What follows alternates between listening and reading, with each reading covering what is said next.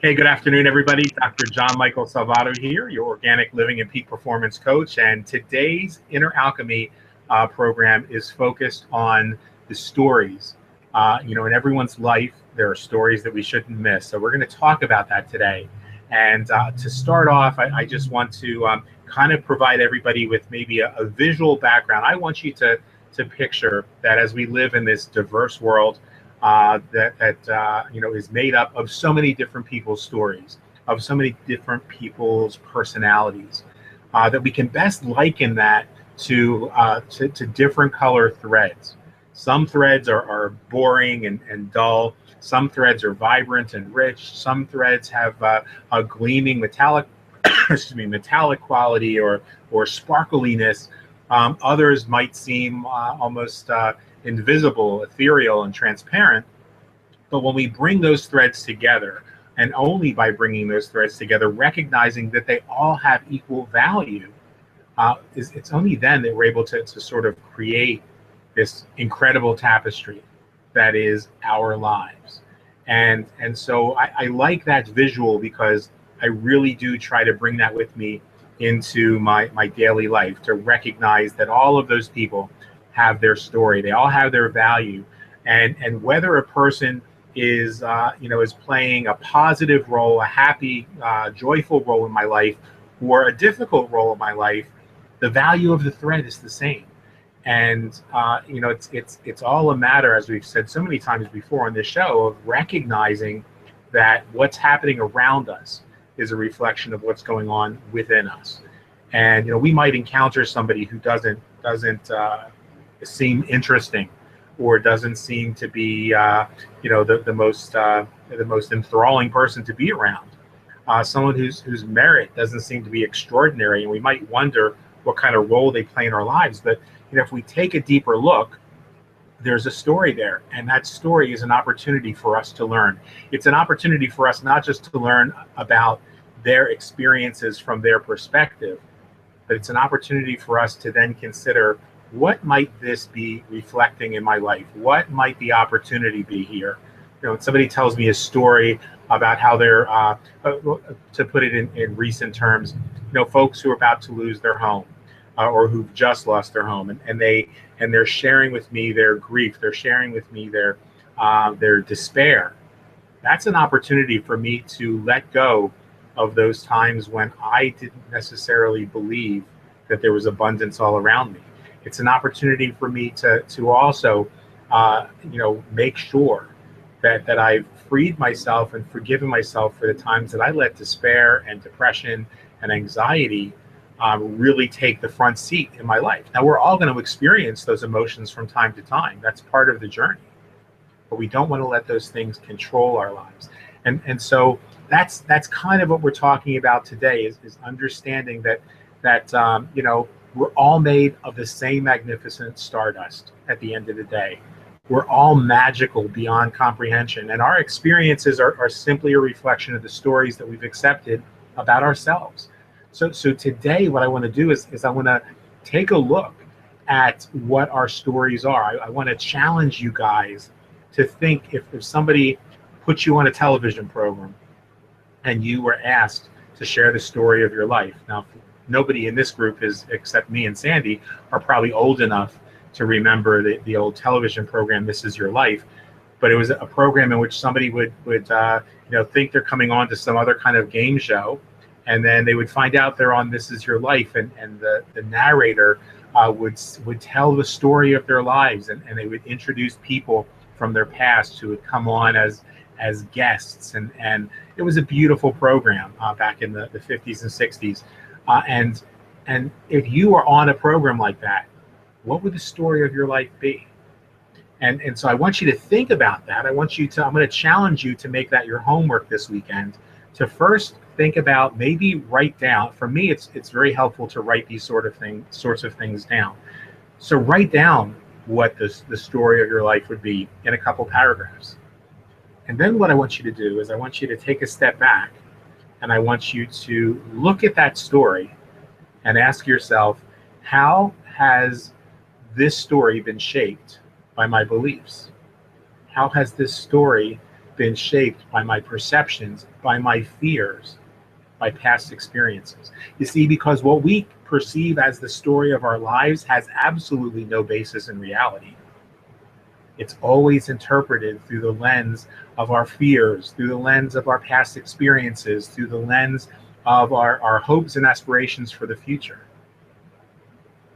But when we come back to the present moment, when we recognize that the point of power is always right now, then we recognize that our past really is a construct. It's a hologram. It's not real. It's all of our perceptions. And so unless somebody had a videotape 24 hours a day, 7 days a week, that was able to not just capture what was happening on the physical plane, but also what was happening at the spiritual level, also what was happening at the emotional and intellectual level, then we're never going to really know what happened to us in the past. We're going to know what our stories are. And so the idea behind this isn't to discount your story. It's simply to recognize that that's what it is. It's a story. It's a narrative. And narratives can change. And over time, our minds, being the magnificent machines that they are, get rid of some of the unimportant details to make room for new information. And as we get rid of some of the details, sometimes those narratives change dramatically in our minds. You know, some people have a wonderful gift of not holding on to those really horrible negative experiences, moving on with their lives. Other people suppress some of those things, and they start to manifest later on in their lives in various ways. So today, what I want to talk about is learning to be okay, recognizing that living life based on the story that we've been telling ourselves might not be the fullest and richest way to experience our life. So recognizing that the life that we live today is based upon the story we've been telling ourselves, we can free ourselves by bringing our awareness to the present moment and to recognize the unlimited possibility that exists for us to continue experiencing life in the moment. And we're going to talk about that at the end of the day today. We're going to bring that into sort of a sharpened perspective, I hope, to make that a little more real for you, to make that a little more palpable, so that going forward, as we start another quarter in this journey together, we can recognize that it doesn't really matter what the story was we've told about our lives, but that we can also go back and celebrate that story. Whether it's a positive story or a negative story, the story that many of you have heard about my being attacked back in 1983 is a story I celebrate, because were it not for that experience, a lot of the growth that I had in my life in the years that followed might not have been possible. So I can celebrate that story because I overcame that experience. And so have you, in so many ways. So many things that have happened in your lives have been opportunities for you to overcome adversity, to overcome challenges, for some to overcome disabilities, to overcome just the darkest of moments. And when we look at the terrible things that happened in the past, the simple fact is that every one of us have overcome those terrible things. If we haven't, we're holding on to the past. And that doesn't serve us well at all. So what I wanted to do today was kind of, come to this place that we share every single afternoon and say, this is the first day of writing our new stories. And recognizing that, that's, as I think it was Marcus Aurelius who said, we don't see people as they are, we see people as we are. And I love that quote. I first heard that quote when I was about 8 or 9 years old. And it really struck me as being one of those like earth-shaking moments, because I was like, wow, that really makes sense. And so my whole life, I've tried to be mindful of the fact that we don't see people as they are, we see people as we are. Now, for a while there, that really confused me, because when I would meet somebody who was an asshole, I thought that meant I was an asshole. And so I was writing a really messed up story of my life, because I thought, well, this brilliant man pointed out that we see people as we are. and there's a lot of jackasses in my life, and there's a lot of mean people, and there's a lot of, and so I thought that meant that those were things I had to get rid of in myself that I didn't think were there. I didn't think I was mean. I didn't think I was an asshole most of the time. But what it means, it doesn't mean that there are not people who are, when you meet somebody who's evil, that doesn't mean that you're evil. It says that we don't see them as they are, we see them as we are. So your response to that person is the reflection of who you are. When you recognize that you are light, that you are love expressing itself in this universe, then when you meet an asshole, you recognize that that person is suffering, that that person's story might be a story that they wrote that's messed up, that that person doesn't have the skills. When somebody comes at you and they attack you and they say, you're a horrible person, you're mean, you're this, you're that, they're expressing all of the horrible things that are being reflected in their lives somehow.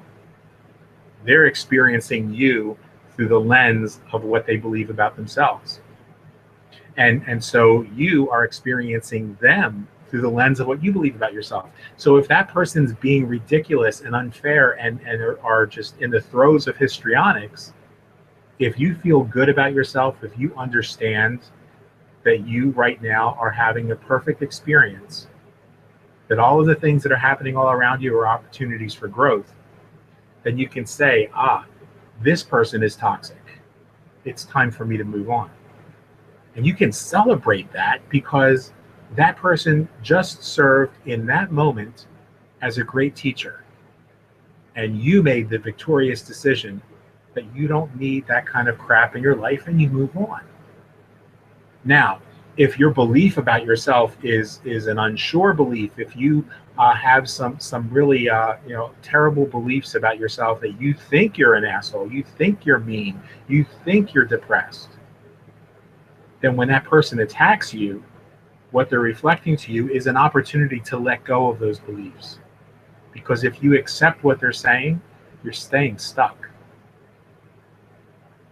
So I'm hoping that makes sense. A lot of times when I say that in order to move beyond this, we have to recognize that what's happening outside of ourselves is a reflection of what's going on inside ourselves. It's a reflection of the chaotic data, the beliefs, the mistaken beliefs, the fears, and some of the perceptions that we have at the subconscious level.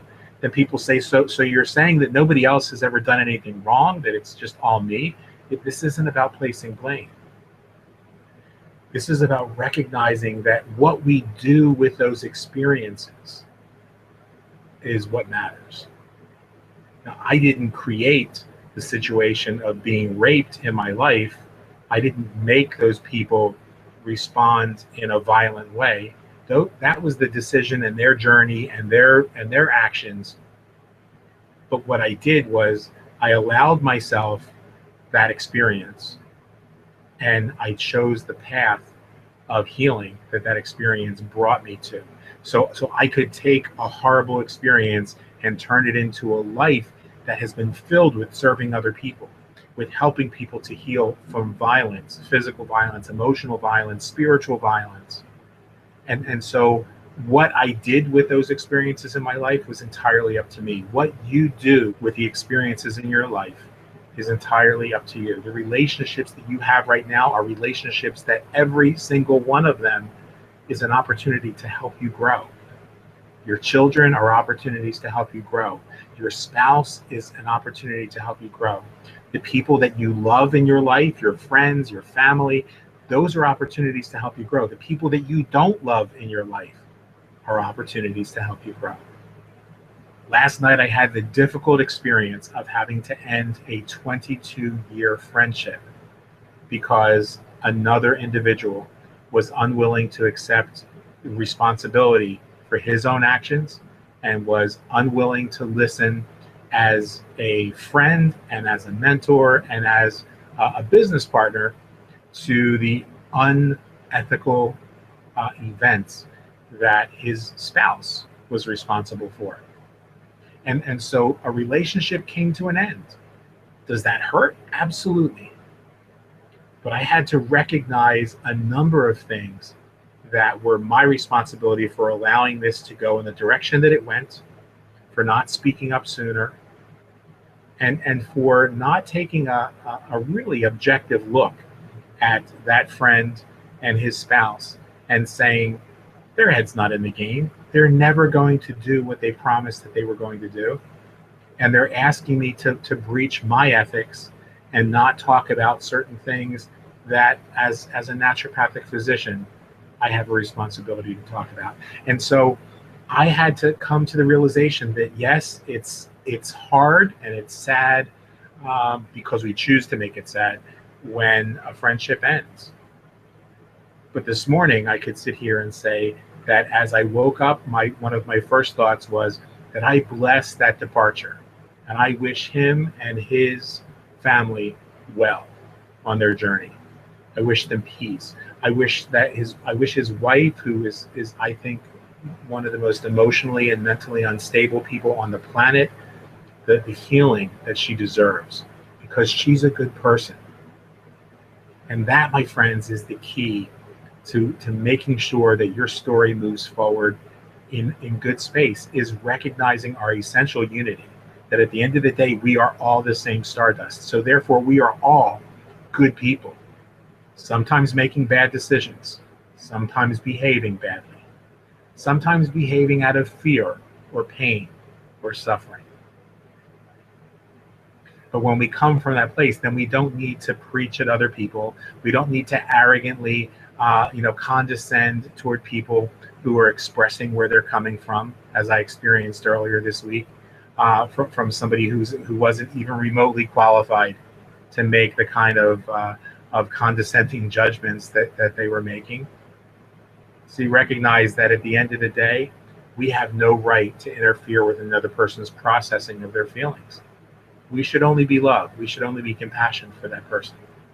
And recognize that whatever's happening around us is an opportunity for us to recognize the shit in our own lives and let that go.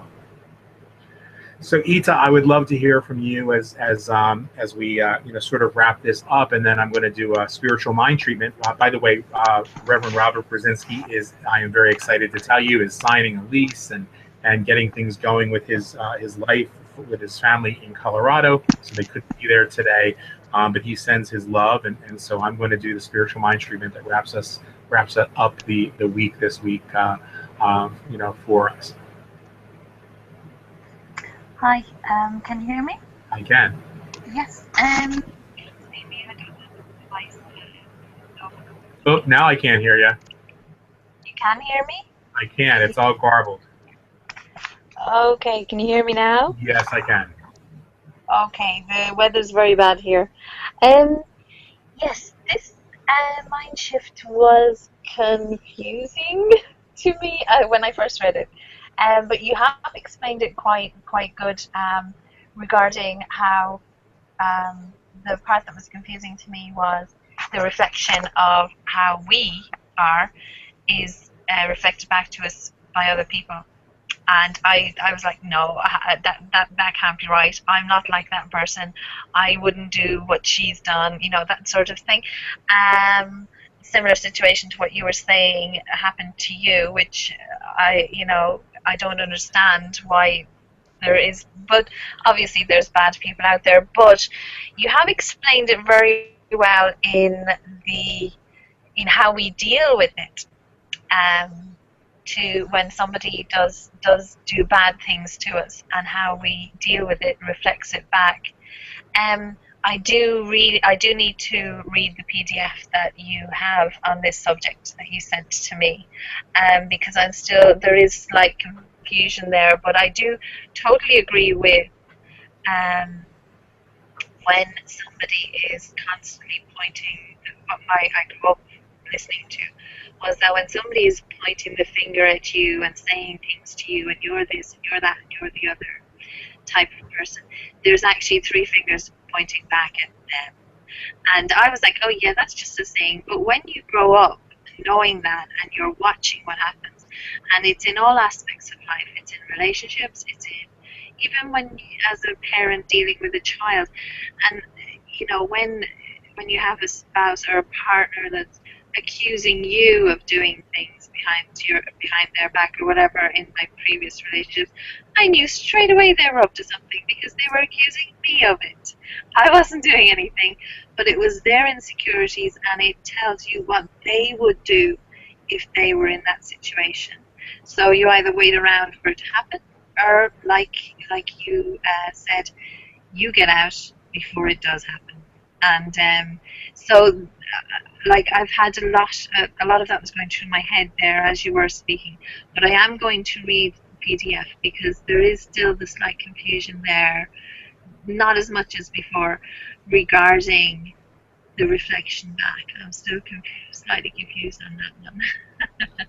Well, good, and I do encourage you to read the book Shunyata because I think I go into a lot more details about that about that very process, the confusion that some people have over that statement, and really what it comes down to is looking at when an experience happens, we have to look at what that uh, boils down to in our subconscious beliefs. For example, if somebody steals from you, that can be one of several things. It could be that there's a belief in your mind that believes there's not enough, to go around, and so that's obviously the reason that a person would steal, because they don't believe that there's enough to go around.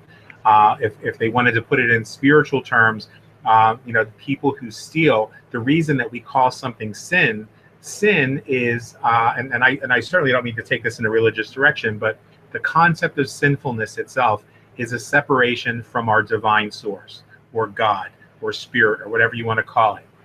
And so sin just is stealing is a sin because stealing is something that we would do because we don't believe that our divine source, that our creative power, that our spirit, God, whatever, will provide for us. So we steal something that doesn't belong to us because we don't believe the universe will provide us with what we need. And so that's kind of what happens in our lives when someone steals from us. We have to look and see, do we hold or have we held a belief that there's not enough to go around? Do we hold or have we held a belief that we don't deserve the good that's in our lives? So we have to look at many different possibilities. And when we hold the belief that there's abundance, when we hold the belief that there's no short supply and that we deserve the goodness in our lives, we start to have different experiences.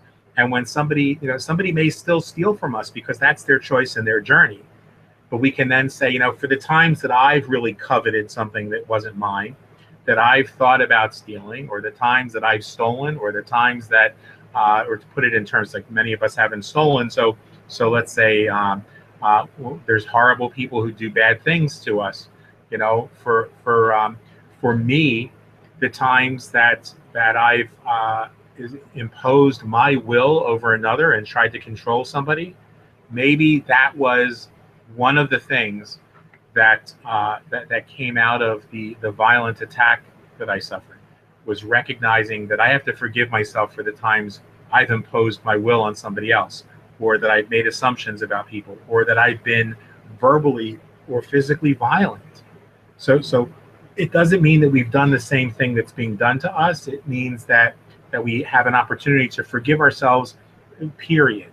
And you'll see as you read the book that that's what the practice of Ho'oponopono is. It's an opportunity to forgive ourselves for the times that our lives haven't been the reflection of love and light that is our true nature. And so it's not about placing blame. It's not about, well, did you create this experience? Are you the reason why this happened? It's more about an opportunity for forgiveness and healing in our own lives. So let's go ahead and wrap up today. I hope that this is. I hope that Google Plus isn't messing up. I'm seeing noise and there goes my picture. Okay, well, let's just go ahead. You don't have to look at me anyway because we're going to close our eyes, and in doing so, we're going to bring our awareness right now in this moment to a place where we establish the freedom to release the story of our past as we may have it, to recognize that whatever that story is, as we believe it, as we remember it, that it was based on our fears and our perceptions and our experiences. And so, right now, today, we release the story of our past and we begin to live from a place of pure potential, of pure awareness, where newness and joy fill the spaces. And it's from this awareness that we recognize that there is one source, one creative intelligence, one power, if you will, for good in the universe. And we call that power, that source, by many names. For some of us, it's universal intelligence or 0 point. For others, it's God or the goddess. It's the creator. It's creative intelligence, love, light, and that one source continues to create new and exciting means of self-expression. And you and I are a source or an expression of that source. All of reality is being expressed in the newness of love that we call life, being born again and again and again in the moment, life expressing itself, love expressing itself, and touching everyone and everything. And so we know and we recognize right now that this source is perfect, that it doesn't exist in conditions, that conditions come and they go, they're impermanent. But this source, this love, this light is eternally expressing freely through that which moves from the invisible into the visible. And it's the love that lives within us, that expresses itself as us and all around us, that results in the life that we experience. And so we know that we're one with this eternal renewal, this newness that happens moment by moment, freshly creating each and every moment of the day through the presence of and love that is our source. All that we are is reborn in love as an expression of love. And so this day brings us a greater awareness that we are not our stories, that we're the creator of our stories. We are the author of our stories. And just as Miss Rowling is not Harry Potter, but the author of Harry Potter, so too are we not our stories, but simply the creator of our stories. And so we now easily let go of any story that we may have told about our past, any story that we might have believed about others, any story that we think may be the future for us. And we let go, and right now we're willing to renew the story of our life as peace, as ease, as love, and abundance. Our past no longer travels with us. It's no longer holding us hostage. And in this moment, we're free. And so we're demonstrating a rebirth of that great author within us. An opportunity to start writing a new story right now. We recognize that there's only good in our life, that good has no opposite. That life is now the product of a cleansed mind. And so we give gratitude and joy and love for this moment that we have, this new moment. We give thanks for the truth. It's changed our experience of life, and for the infinite spirit within us that expresses itself as us and all around us, which does the transformation. And so it's from this place of love, this place of gratitude, that we begin to release our treatment, our affirmation, and let our word go out into the law of the universe so that it begins to manifest itself in all ways around us, in ways that we can't begin to imagine or expect. We joyfully release this word to do its good and perfect work in the law and return to us abundantly multiplied. And so it is. I hope that you guys have a fantastic week, and I encourage you to take a little time today, if you would, to just write a couple paragraphs about what the story of your life looks like. And then take a step back, maybe take a 10 or 15-minute break and go back and look at that and see how many times your story has been colored by your experiences, your beliefs, your perceptions. And then maybe symbolically take that piece of paper that you wrote the story of your life in and tear it up and let it go. Put it in the rubbish, drop it in the fireplace, whatever is appropriate for you. And take out a clean sheet of paper and put that clean sheet of paper somewhere safe so that it can serve as a reminder for you that going forward, it's a new book. It's a new story. We just recently had a family member graduate from high school. And as I was choosing the gifts to give her for her first summer as an adult now, one of the things I gave her was a journal, and I put a little note in there that today is the first day of the rest of her life. And so that journal is a place for her to begin writing her story as an adult. I love and appreciate you guys. It has been a fantastic week. I hope that this has been of value to you guys as it has to me. And I look forward to seeing you on Monday as we begin with our mind shift, purely mental mind shift series. Again, I'm excited about what that's going to mean. I do encourage you guys to start using the blog. It seems a bit of a waste of my time when I'm doing this freely to be writing a blog and doing a show. It takes a lot of my time. And if you guys aren't going to use the blog, and that's okay, that's certainly your choice. But if you choose not to use the blog, I'm going to choose not to continue to waste time on it. We could just come together and do these daily sessions, and I could just post the video. But if if the blog has value for you, please demonstrate that by using it. Stay in the moment. Enjoy your weekend. Recognize that this is your opportunity to start a new story, a new chapter. That there are stories that should not be missed. So let's write one of those stories together. We'll talk to you guys soon. Love ya. Namaste.